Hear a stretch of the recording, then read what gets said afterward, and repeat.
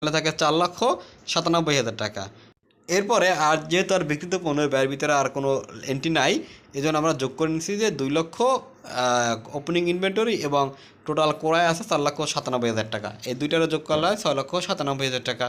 এরপরে আমরা নেব যে লেস ক্লোজিং ইনভেন্টরি 2,25,000 টাকা। এর সাথে আবার লেস দিতে হবে যে আনডেলিভারিড গুডস টাকা। এই দুইটা বিয়োগ দিলে হয় থাকে অর্থাৎ 2,25,000 থেকে 25,000 বিয়োগ দিলে থাকে 2 লক্ষ টাকা। এইটা কীভাবে পাইলাম সেটা আমরা দেখি চলো।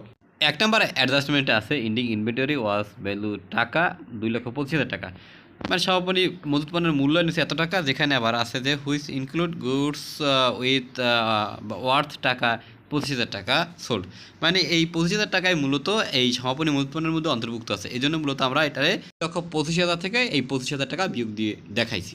থাকে 2 লক্ষ টাকা। এখন আমাদের কাজ হয়েছে যে 6,97,000 থেকে 2 লক্ষ